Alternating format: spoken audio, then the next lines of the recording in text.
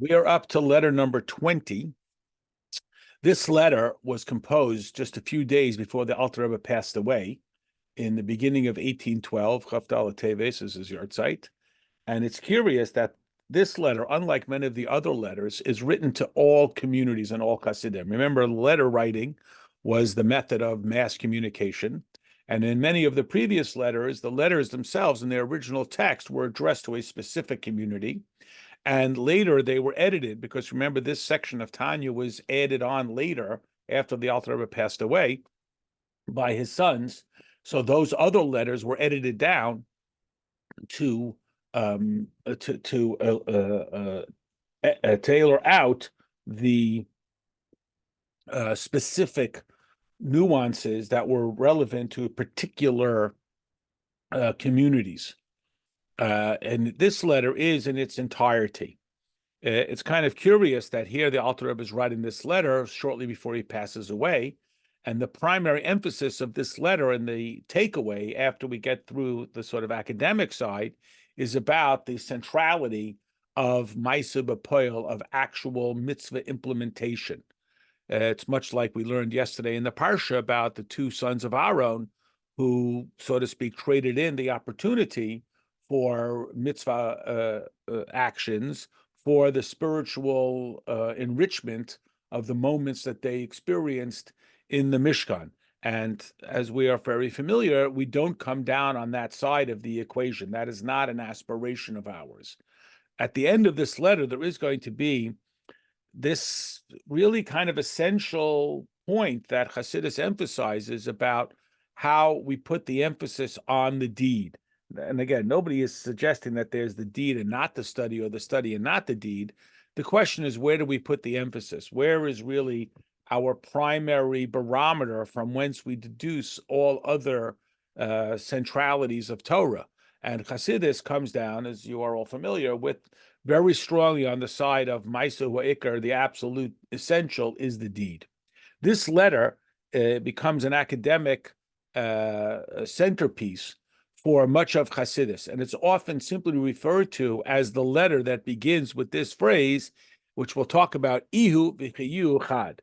He and what his life force is one. And we're going to talk about two phrases, which we'll get to, but just, again, as an introductory point, this letter is often referenced. So in other areas of Hasidus, you will see this letter more so than a lot of other parts of Tanya being referenced. I mean, I'm imagining that people are generally familiar that Tanya, in a certain way, is very different than much of the other Hasidus, than the Maimarim that we learn. It's much more pragmatically oriented and so on. So this becomes one of those letters that is, again, another central piece that is often referenced in other places. Now, the letter begins with this statement, which I'll just read it in the original, and then we'll talk about the two different terms and what they mean. Ihu v'chiyu chad, ihu v'gamu chad b'hoin. Now, the words here are, it's always difficult to give a real literal translation because we're really trying to emphasize the specific nuanced concept. And we're talking about ideas of infinity, and thus to be able to sort of capture them in standard vocabulary becomes a little difficult. And the whole objective of this letter is to explain what they are. So what does that mean? Well, I can give you the translation, and then we'll give some of the nuance, and then we'll dive into the letter. So Ihu means him. Now, we know this from general in Torah, and even just from our own conversation, that a pronoun is very non-descriptive. And therefore, it's often considered somewhat, quote, disrespectful to refer to somebody by a pronoun. You don't say, well, she told me. You say, my mother told me. It's not respectful just to refer to her by her pronoun. In Yiddish, and I think it's true in other languages, I don't speak other languages, but I think in European languages, there's different terms for you, like my buddy, and you, like my respected senior. In Yiddish, you say du is you, and ir is somebody more reverent. And it's proper that people are referred to in the third person. Does the rabbi mind? I mean, in Chabad, we don't do that so much. People say to me, and how is Rabbi Epstein? And I say, I don't know, I'll call my brother and find out. I mean, it's not such a thing that we do, because that's just our sort of casual nature of things. But we certainly only speak about the Rebbe or people who spoke with the Rebbe. Would the Rebbe do this? And not you. Because you, again, is too generic. Concurrently, on the flip side, the most intense illustration of a person is you. Because if you refer to a person by their profession, so then you're limiting them to their vocation. If you refer to somebody by their relationship, father, mother, you're limiting them.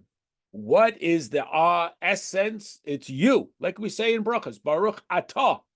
Atah is you. You're you. Your whole identity, your whole you, every you. It's just you. It isn't some nuance. It isn't some characteristic. It isn't some detail. It's you in your whole essence. Once you start describing it, like we do, Hashem, our God, King of the world, brings forth bread from the earth, we're taking that full-on intensity of the infinity of Hashem that can only be described as you, all the way down into the very particular of brings forth bread from the earth, etc., etc. So here, this quote, which is originally a Zohar quote, says, Ihu, you, Bichiyuhu, and that which you give life to, that are all one. That is the classic idea of Tzimtzum, that the non-literal interpretation of Tzimtzum, that Hashem is the same Hashem invested in all that is given life. It is the same Hashem invested in all that is given its existence. So that's Ihu v'chiyu chad. So if you plug it in just to what do those words translate as, which we're going to spend the whole letter exploring, he and what he gives life to are absolutely one. That is, unlike us, that we may invest our mental space into a certain project, but we are not one with that project because we put that project down and we leave. So we are not absolutely one with that which we are engaged in because of the classic point or the central idea that we do not create things. We take pre-existing materials and reconfigure them. Get your own dirt. Only Hashem creates, and creation means a thing from a no thing. Yesh mi'ayin, a thing from a no thing. That is exclusively the realm of Hashem. So Hashem, because I'm going to use this word, which is a little silly, who has to, of course, doesn't do anything, but Hashem must maintain his impact and his sustenance of this entity, otherwise it disappears. That's Ihu v'chiyuhu chad. Then we also say Ihu v'garmehu chad. He and all that he causes to be are one. That is, the products are one. Not only is the life force that Hashem is investing in the product one with Hashem, the very product itself is one with Hashem. And herein lies, again, as we'll develop, essentially the whole Chiddush, really, of Torah, of Judaism, of Abraham Avinu. To back up for a moment. We know how persecuted Abraham was. Nimrod tried to kill him and so on. And we ask the question, why? Why is everyone so angry at Abraham? Everybody at that time had a god. Abraham's own father was the god manufacturer. He made idols. Everybody had, this guy had his god, he had that god. Why was Abraham so annoying to people? He had his god, so what? Everybody's got a god. Well, why is it that Abraham irked people to the point that they wanted to kill him? So we explained just the history of it, that for everybody else, their god was the best provider of their pursuits. So you come along and say, no, my God's going to get you something better. You like your God, my God is better. Okay, yes, no, you like this one, I like that one. Okay, fine. Avraham Avinu's message and the message of Torah and the message that we struggle with to impart in the world to this very day is that it's the opposite. It's not that the God is better because he gives me better stuff than he gives you. We say that we're here to serve Hashem. Well, they didn't like that. What do you mean? Meaning, if you view God like you say, well, we had Palm Pilot, then we had BlackBerry, then we have iPhone, and that's it. So, but we're saying that everybody trades in their thing for the next best thing. But when we say that the purpose is for us to provide a home for God, we're here to serve Hashem. That's what makes people nuts. That's why they get annoyed, because we're challenging the whole ethos of creation. Is God here to serve me and make sure my crops grow and my children are healthy? Or am I here to serve Hashem and make a dir b'tachtein? Essentially, this is down to this very time today, when sometimes we hear the, quote, argument that there must be a God because who else could have created the world? And science says it's the Big Bang. We're missing the point. Science, and I don't mean this to be disparaging, is not interested in the original cause any more than I'm interested in who invented the iPhone. I'm only interested that it should work. Meaning the world doesn't have to be consumed with the original creator. That's not what their mission statement is. Their mission statement is the world exists. Now, how do I make it best? However they interpret best, whether they interpret it in the most self-serving manner or they interpret it in the most altruistic manner. They're not concerned with the origin. They're only concerned with what to do with it now that it's here. And Torah, which is turning us to the origin, is not just sort of doubling down on the scientific argument. Well, who do you think made all that? Torah is saying you have it upside down, you have it backwards. The purpose of the world is the service of Hashem. And that's what makes people nuts and entitles them to yell, scream, and strike you violently 3 to 5 times in well-lit areas. Because this is what annoys them. This is what irks them about the idea of Kedusha. Because it reorients everything away from being essentially what's in it for me. So when we say, Ihu v'chayu chad, God is still giving existence to all beings. And Ihu v'garmu chad, and God and that which he has created are one. Meaning it's not that there's a world and God is supervising it. The world only is the product of Hashem's conscious attention. That's what the world doesn't have independent identity. The world is the illustration of Hashem's constant awareness. This is the part that bothers people. This is like, can't I just build you a synagogue and you'll stay there and don't bother me? Stop following me home. Stop bothering me. There's me and Hashem. It's 2 separate things. And Abraham Avinu's message, which is essentially the message of all of Torah and all of the Jewish people, and that's why we're at cross references when we're trying to talk to scientists. And, oh, yeah, well, who do you think made the first original thing? It's not his concern, not in a bad way, not because he's lazy. That's not what science is out to address, the original cause, any more than it's out to address the morality of science. Why is it that water conducts electricity and wood doesn't conduct electricity? That's not their concern. Their concern is, how do we conduct electricity? Which is essentially the concern of the world. How do I make the world serve me better? And it doesn't mean evilly. Okay, I'm off the soapbox, back into the learning. Now, a couple of other important vocabulary terms. We talked here about he and what he gives life to is one, and he and what he causes are one. Who is he? That's the unknowable. Then there's a few other phrases that we need to sort of put in our vocabulary bank here to make sure we have down, which is terms that you've heard before. Yesh mi'ayin, something from a no thing. And of course, in our upside down world, nothing is infinite and something is still finite, because even galaxies end. And ila va'olu, which means cause and effect. Yesh mi'ayin, you cannot trace it back, as I was talking about before. You go back, where did this come from? Where did this come? At some point, it just comes from. It just is. There is no capacity to follow the pattern all the way back to some original thing. It's got to be a no thing, a non-thing that is beyond being created.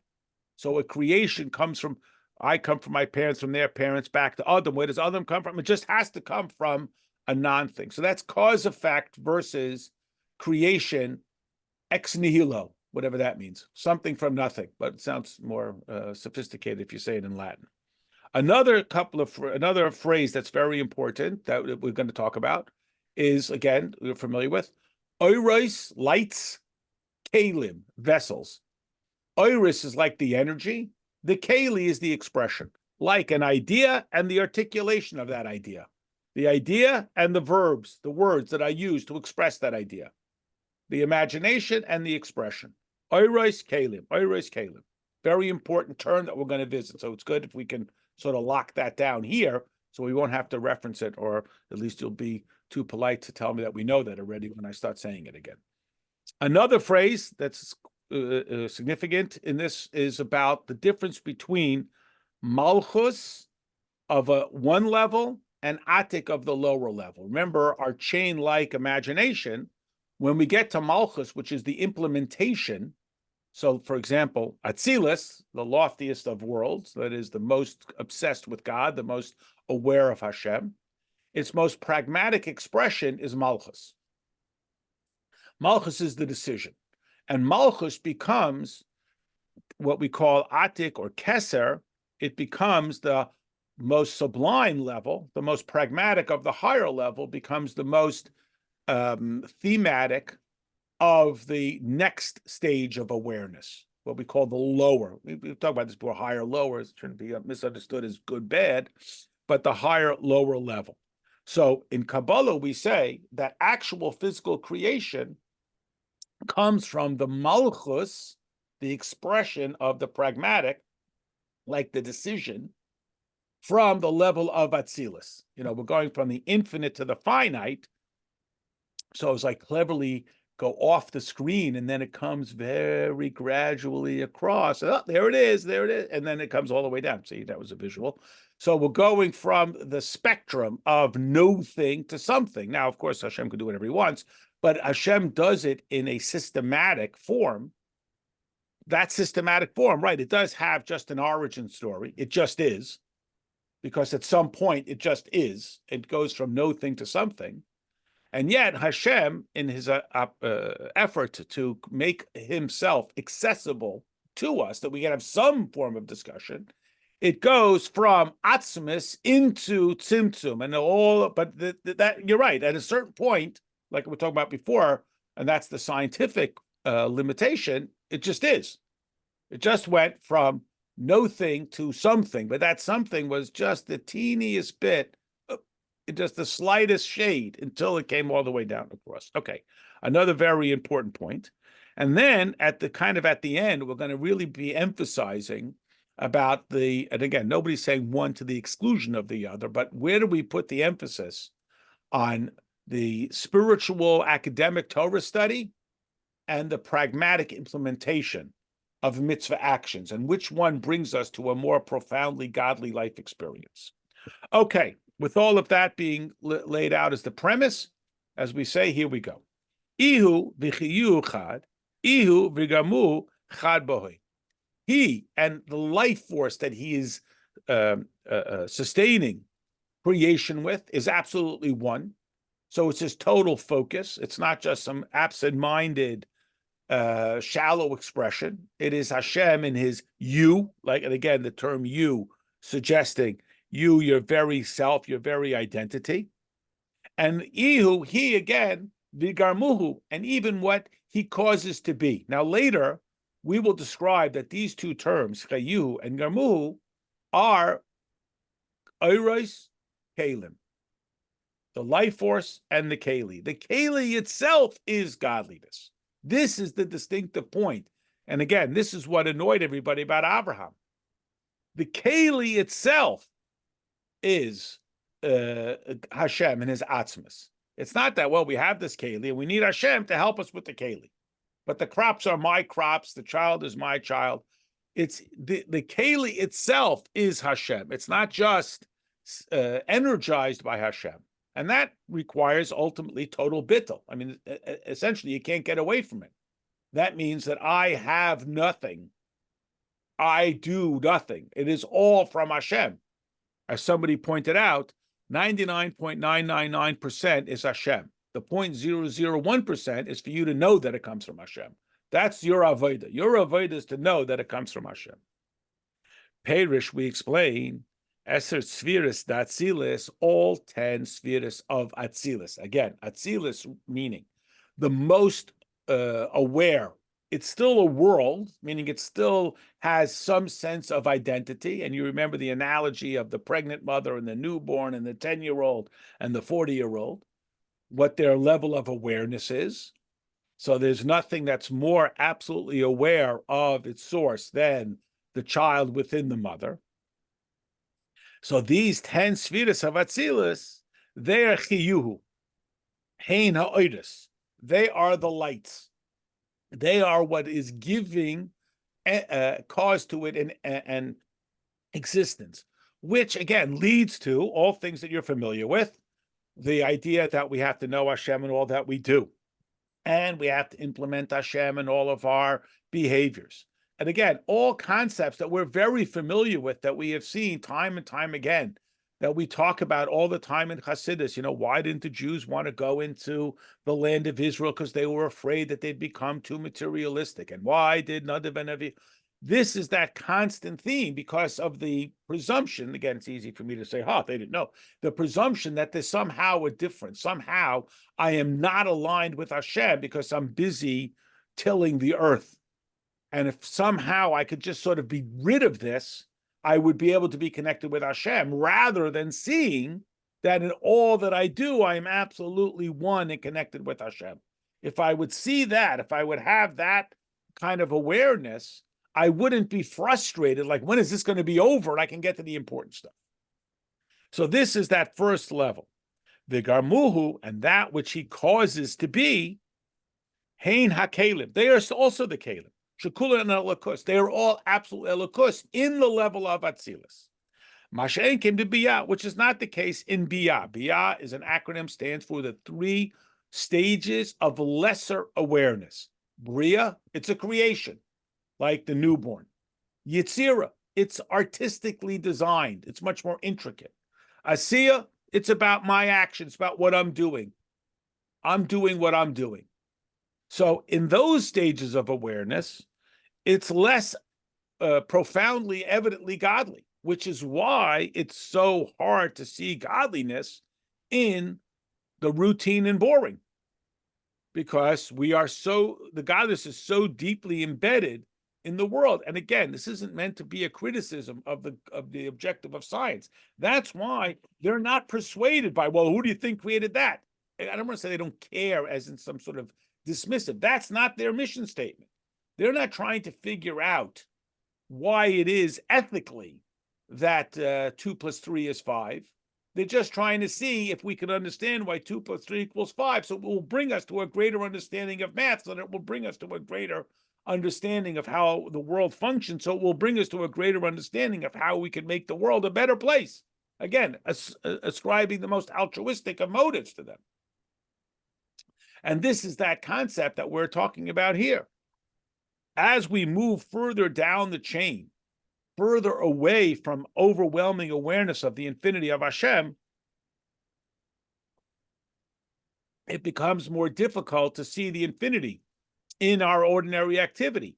The awareness that it's there becomes our pursuit. And that's what annoys people, because it shifts the whole purpose from being essentially, what can God do for me, make me happy, joyous, spiritual, meaningful, etc., to what can I do for Hashem, which is a lot less popular stand than persuading people that if you follow my God, you'll have so much better stuff. Again, we're not against the marketing tool of saying the food is good and Shabbos will give you pause and quiet and rest.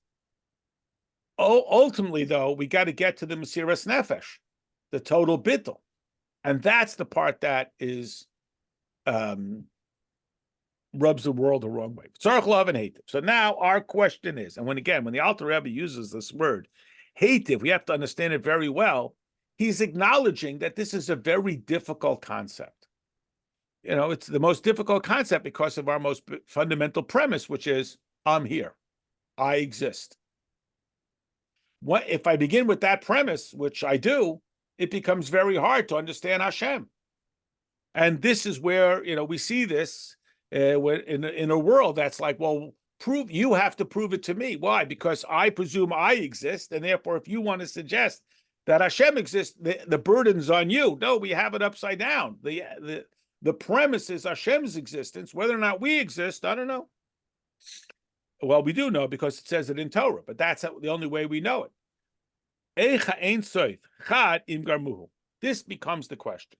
How is it understandable for us that when we talk about, and again, the key word is the kalim, which is the next phrase, hein ha-kalim, that when we see kalim, we see whether it's galaxies or toothpicks, whatever it is, when we see the kalim, how are we to imagine, understand, comprehend that this is the infinity of Ein Sof?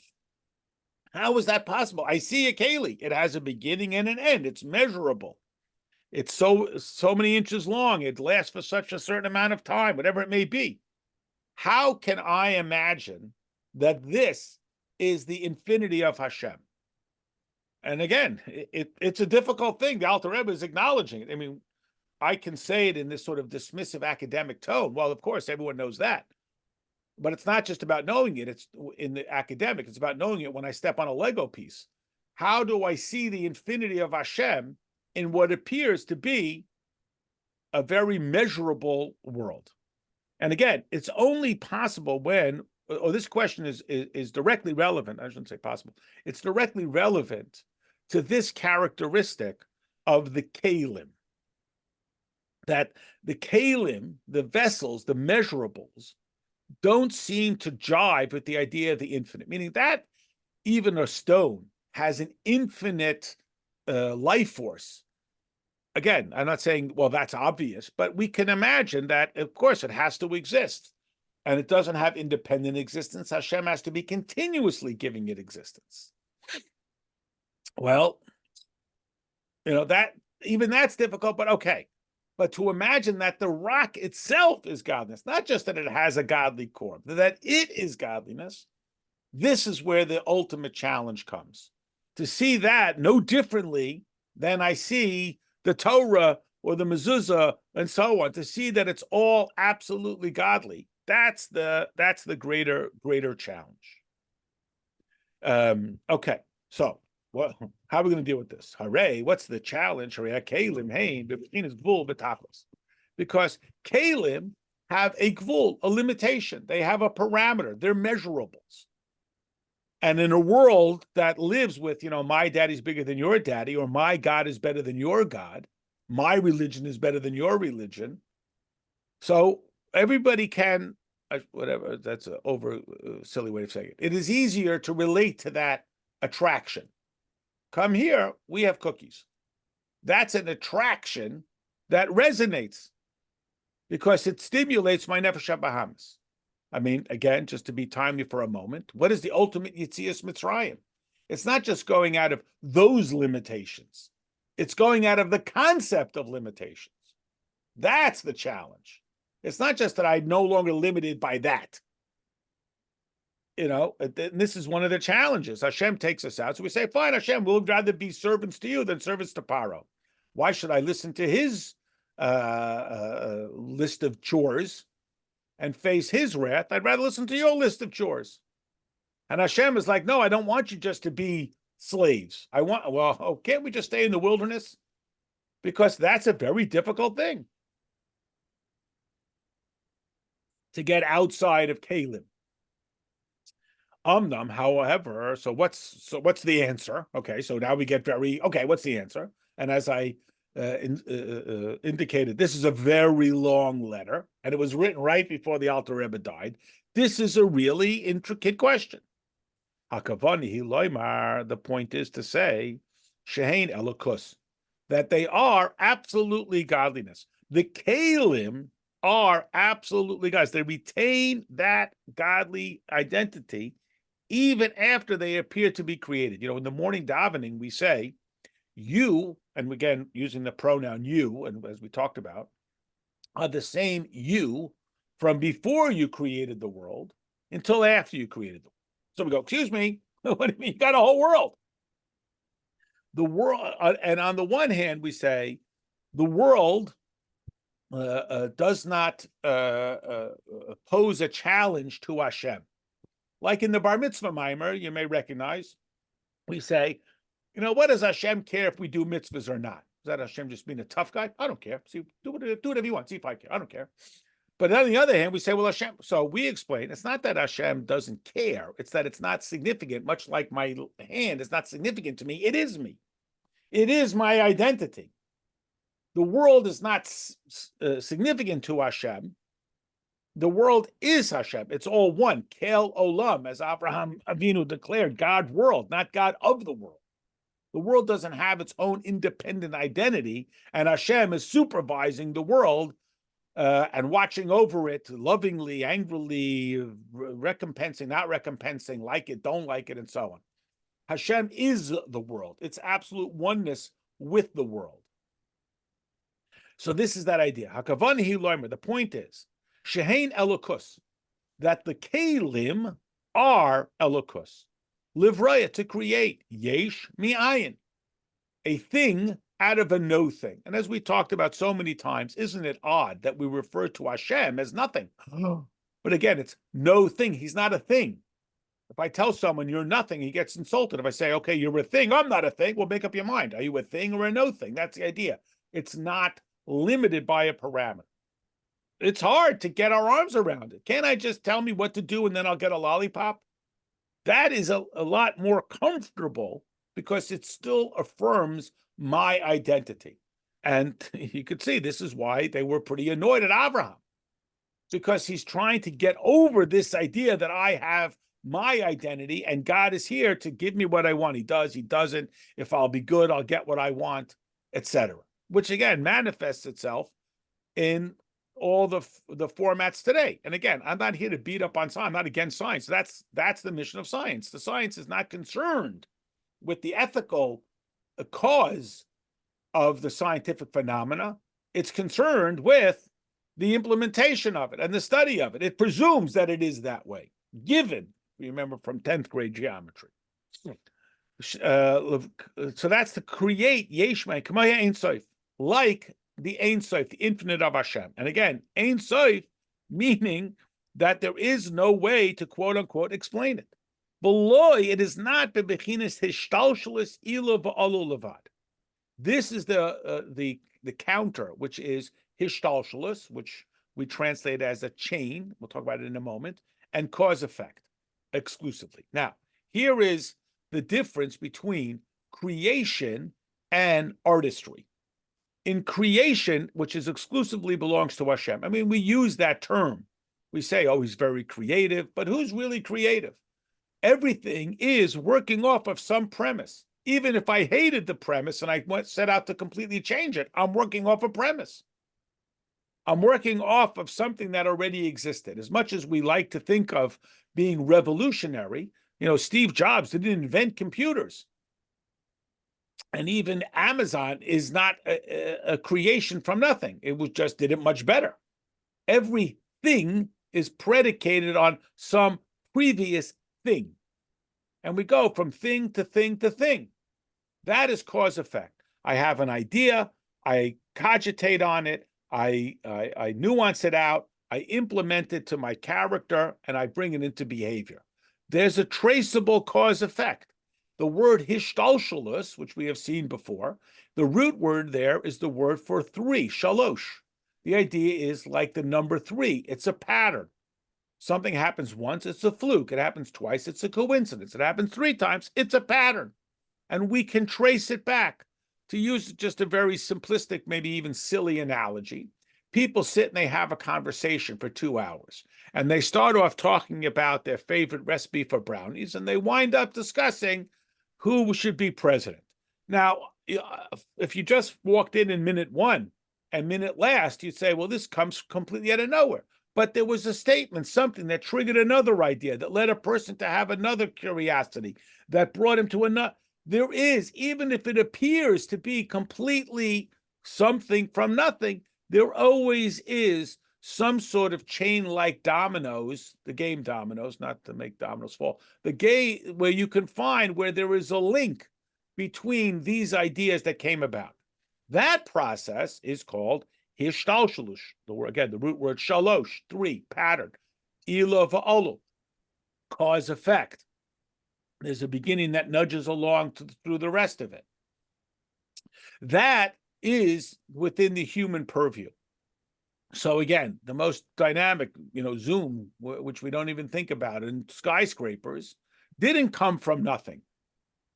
And you say, 200 years ago, everybody was a buffoon and a fool, and then boom, we suddenly came up with it. No, there was engineering and there was processes and so on. Yes, it happens so rapidly, but it's not yesh mi'ayin. So this is the crucial distinction. Who created God becomes the foolish question, because that's the idea. You got to take it out of our Western Newtonian procedural and go to yesh mi'ayin. That's the contrast. So again, this is crucial to keep in mind. The difference between Hashem and people: Hashem creates, we merely reorganize. We take pre-existing entities, we reconfigure them into something different. We turn nature into art, but nature is the creation of Hashem. Yesh mi'ayin is the contrast to hishtalshlus and Ila va'olu. Now, once Hashem introduces this sort of radical yesh mi'ayin, there is a process from there of hishtalshlus. There is that process, but that's not the creation process, and it's because of I use these words necessity. I mean, Hashem can do whatever he wants, but Hashem allows us to use these kind of human terms because Hashem has set it up that it is yesh mi'ayin. It is constant. That yesh is constantly dependent on the ayin. Or Masha Kosev Haramak. What about what Moshe Cordovero writes? Inyan hishtalshlus ilu va'olu. He talks about it, and it seems to suggest that that's the creative process. And in the Zohar, Parshas Bereshis, talking about the creation process, it also speaks about hishtalshlus, which seems to be a traceable chain from this world all the way back to Hashem. Hainu b'shtalshlus hasfiras b'sfiras atzma b'chinas hakelim shenekras b'li ma b'sefer yitzira she'en b'chinas yesh u'mahus musag k'maya ein soif the less machshav tvisa be klal.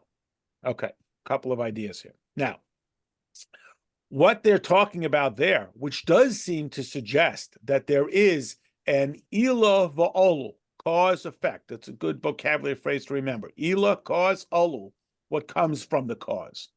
Ila, cause, olu, effect. They do, that is, Ramosha Cordovero and the Zohar, seem to suggest that there is an Ila va'olu in the creation story. That is only once the creation has happened. Again, once we go from yesh mi'ayin, much like we have in Torah, the laws of Tumah and Tara, you can't question why is it that the wood doesn't communicate Tumah and water does communicate Tumah. Why?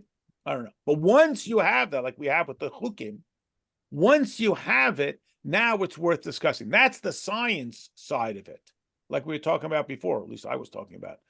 That's the science side of it.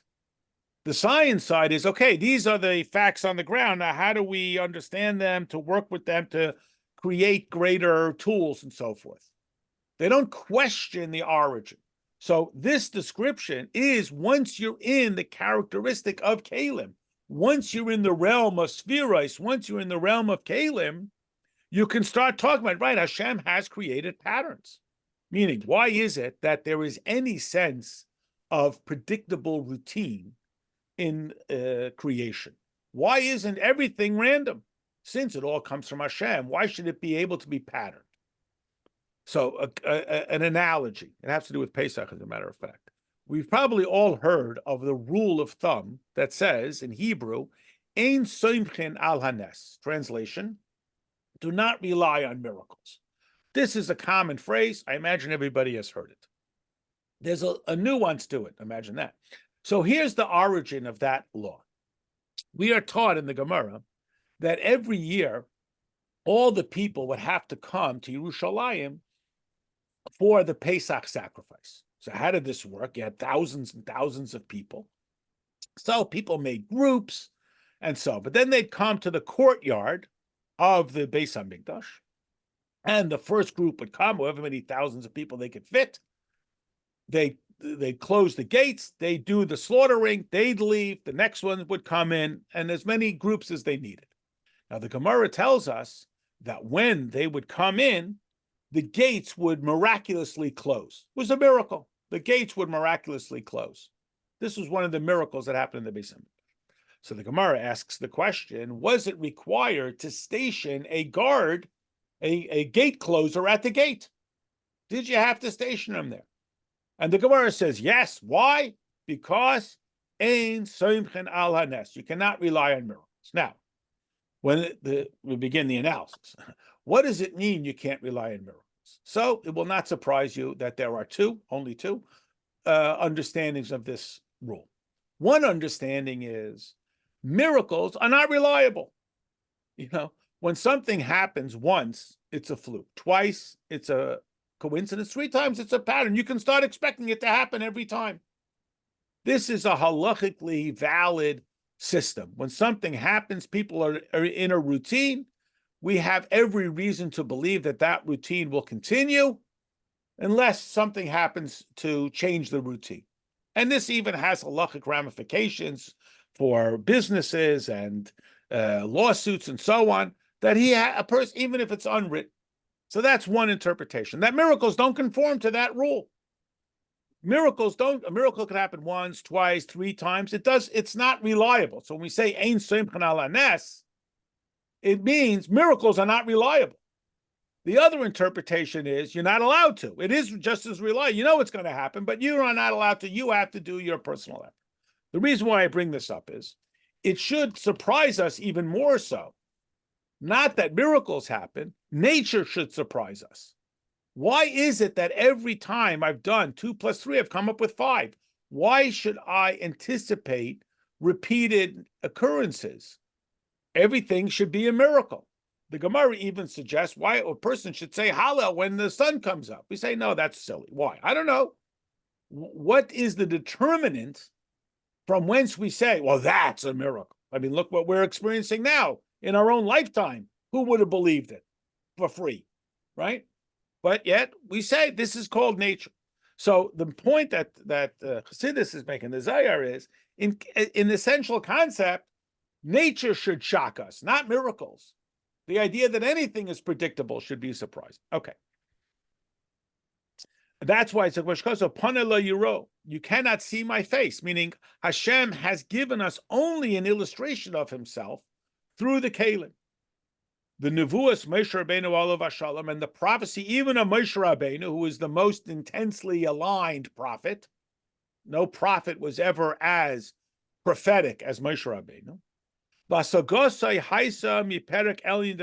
even Moshe Rabbeinu, and we had this in the last letter, as you recall, even Moshe Rabbeinu had only the awareness level from the level of Netzach, which is the second tier. If you remember in the chart, right, the 2 inverted triangles, you have Chesed, limitless giving, and its parallel is Gevura, which is restraint, and then they come together in Tiferes, harmony. And in level 2, a derivative of Chesed is Netzach, endurance, stick-to-itness. Don't give up for anything. Keep on keep-oning. So that's only level 2, which is already geared towards the pragmatic. Chesed is an idea. Netzach is a commitment. It's only through Malchus that you have the action, that I'm going to keep on helping people in practice. Remember, Chesed is the idea of kindness. It's not the action. So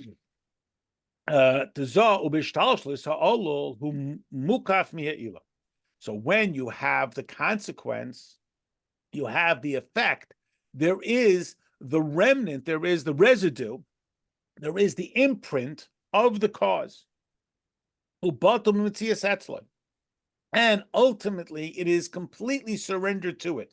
If you remember the analogy we've used previously, that if I imagine something in my mind and I'm thinking of it, It's there. I stop imagining it, it's gone, as if it never was there, because it never was independently there. It was there because I gave it conscious awareness. That's why it was there. It disappears when my conscious commitment to it disappears. And therefore it's totally batel. Now you see why they're angry at Abraham when he's telling you that your skyscraper is totally batel, that it's only the product of Hashem. Not so comfortable. Like the sun ray in the sun. Remember, we talked about that a lot in the Sha'ar Yichud V'Amunah section. How the sun ray, it doesn't have independent existence. When I see the sun ray on the street, that's what's meaningful to me because it makes me feel warm. The sun ray doesn't really have independent significance. This is what led to all the idolatry. This entity will give me what I want. This entity has no independent authority. That's irrelevant. The fact is, it gets me what I want. It gets me from point to point. I'm not concerned with, if I'm only interested in the pragmatic, I'm not concerned with the essence and the origin. I'm only concerned with the pragmatic. Build a better mousetrap, and the world will be the path to your door. Even all of the tzimtzumim, lo yi'ilu liyos geshem of ka'ofar mihishtalshus haruchnius miseichel nivdalim, will never get you down to the physical entity. All the tzimtzums cannot create a thing. Chesed will never become helping another person. It will just lead me to think about chesed. You know, the old joke. Do you do kindness? I'm writing a book about kindness. I have a PhD in kindness. Do you ever do anything kind? I'm writing another book about kindness. It becomes a fixation on only the conceptual. Now, there's something very comforting about that. That's essentially Nadav and Avihu, Noah wanting to stay on the ark, the Jews wanting to stay in the wilderness. There, every idea, it's like late night dorm conversations where we talk about the purpose of life and so on. It's very comforting. Doesn't change the world. Well, if I want to be comfortable, spiritually aligned, I get to be isolationist. I want to change the world and do what Hashem wants. I got to get out there, and it would appear that if I get out there, I'm going to lose it. And again, one of my little pet peeves, easy for me to say, but people who live out in the world of falseness, it's a greater challenge. When people say, well, in home, I'm Shlomi. At work, I'm Sam. Why? Because I don't want to bring Shlomi to work. In work, I want to scratch your eyes out. At Mincha, I want to be holy. And we would argue, and this is why rabbis have jobs, that thou shalt not. You have to go and bring Shlomi into the workforce. That's what the workforce needs. But I want to, that's a tremendous burden. So I want to pretend, as if you're going to trick anybody, that I'm only Sam Smith. I'm not Shlomi Smolovovich. You are. They know. I mean, that's the, you think you're fooling anybody, you're not. So this becomes, look, just to harp on that for one more moment, why did all these names, Seymour and Irving, become so associated with being Jewish? Those were Anglo-Saxon names. They're not like Samuel and David and Jonathan. Because they thought, I'll name my kids Sidney and Irving, they'll never know. Now they only know, right? You never meet anybody who's not Jewish named Sidney or Irving. Okay. So again, here, this is the limitation of Ishtalshlus. This is why, again, you use words like have to. God doesn't have to do anything. But God had to engage in Yesh Miyayin and has to continuously engage in Yesh Miyayin. Hashem has to continuously be creating the world because Hishtalshlus will not get you to physical entities. No matter how much one would, again, using it's almost sounds silly, minimize infinity, you're never going to get to finity. There's always going to be a gap. You're never going to get from the infinite down to a blade of grass or a grain of sand or even galaxies upon galaxies. You're always going to be in that realm of the spiritual. And again, a common illustration is the attempt to bifurcate the two, to say that there is a separation between things that are holy and things that are mundane, and that the mundane can't be holy. And if it's mundane, there can't be any holiness. And our objective is, as King Solomon says, in all of your ways, you, the person, to know God, and not to leave God in shul or at home or put away with my sitter and then go out into a world and deal with the world on world's terms. So again, I keep using this disclaimer. We can't say has to. Hashem can do whatever he wants. The way Hashem has set up the world, it's only logical that there has to be this continuous yesh mi'ayin. Otherwise, how could the world exist? Because from infinite to finite, you're never going to bridge that gap. No matter how much you tzimtzum the infinite, it will never create the finite. Even Shel Malachim, even if we're not just talking about grains of sand, which are the most material, even if we want to talk about the most spiritual creation, like Malachim, that's a spiritual creation. Eliyos ruach habehema b'mnei shor.